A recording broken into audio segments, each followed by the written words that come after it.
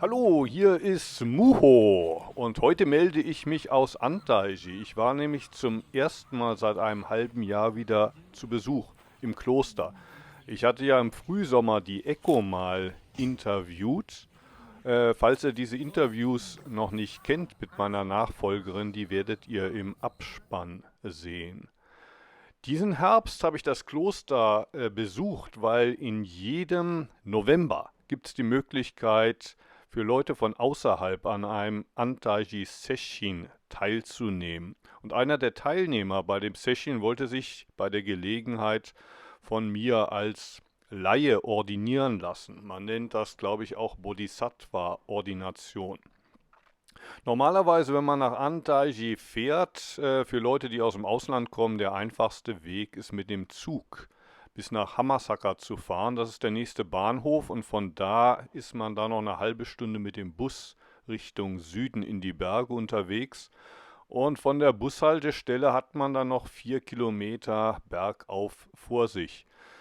Ich habe mir allerdings einen Leihwagen an dem Tag genommen. Ähm, Ich würde sagen, eine gute Hälfte von dem Weg nach Antaiji, also das sind 200 Kilometer von Osaka, kann man mit Autobahn und Schnellstraße hinter sich legen. Aber dann der letzte Teil, da fährt man so über relativ enge Landstraßen, wie ihr hier seht. In Japan auf der Landstraße gilt 60 Kilometer Geschwindigkeitsbeschränkung. Da halten sich aber nicht alle dran, ne? Also ich glaube auch die Polizei toleriert es, wenn man so bis zu 75 Kilometer fährt. Kommt natürlich auch darauf an, was so ein Kleinwagen, den ich mir geliehen habe, auf den Bergstraßen so hergibt. Wir sehen das hier alles natürlich in erhöhter Geschwindigkeit. Ich bin nicht tatsächlich so schnell gefahren. Und die Landschaft, die man hier sieht, ne, also das ist für mich so typisches Japan. Ne?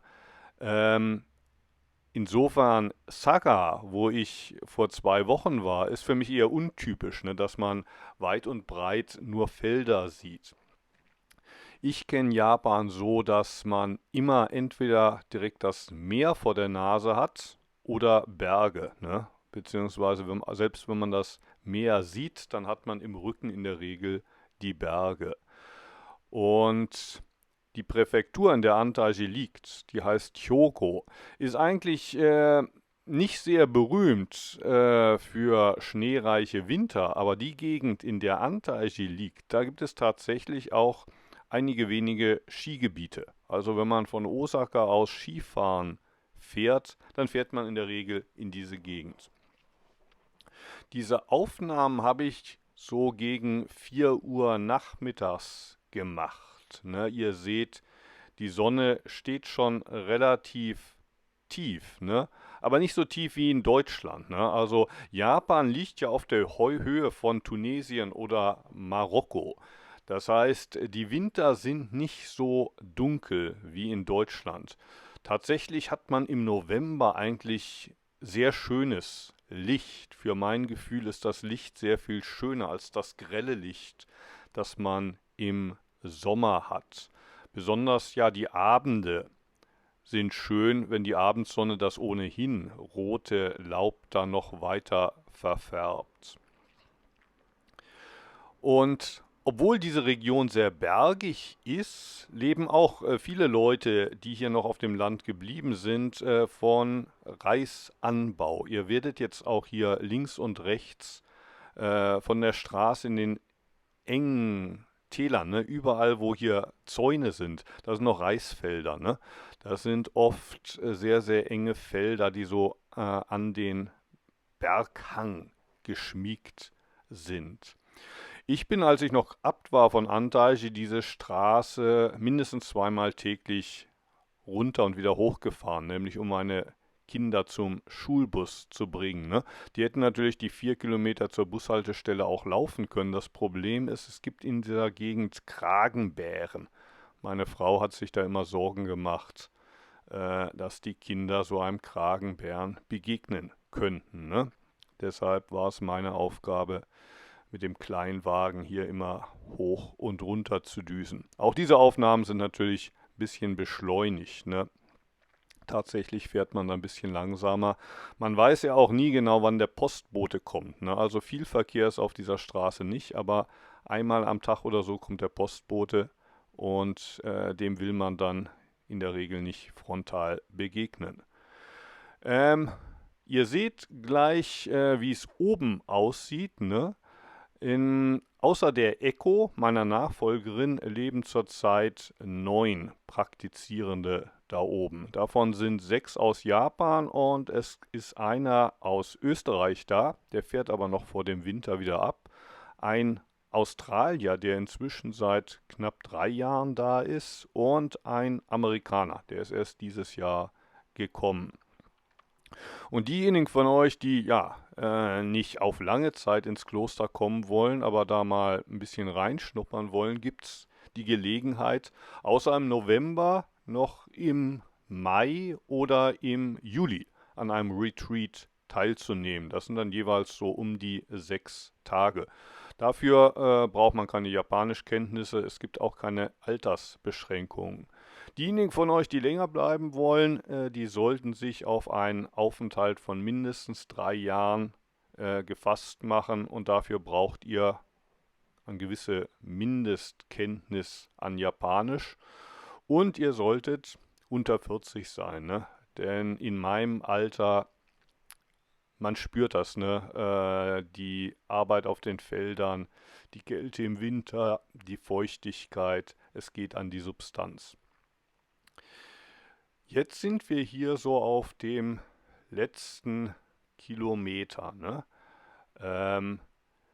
November ist die Zeit, wo, wie gesagt, das Licht ist schön, das Herbstlaub ist schön, aber man weiß jetzt, es sind wahrscheinlich nur noch 2, 3, maximal 4 Wochen, bis der erste Schnee fällt. Das heißt, es ist auch die Zeit, wo der Countdown läuft, bis das letzte Gemüse geerntet ist. Die ganzen Klostergebäude müssen mit Bambusvorkehrungen gegen den Schnee geschützt werden.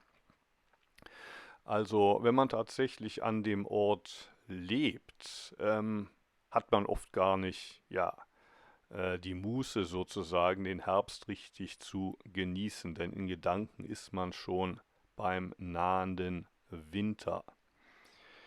Es gibt ja auch ein berühmtes Gedicht, ich weiß nicht, ob es Rilke war, ne? Wer jetzt kein Haus hat, der baut sich keines mehr, ne? Ein Haus haben wir da, Gott sei Dank, oben in Antaiji, ne? Aber es muss geschützt werden vor den Schneemassen.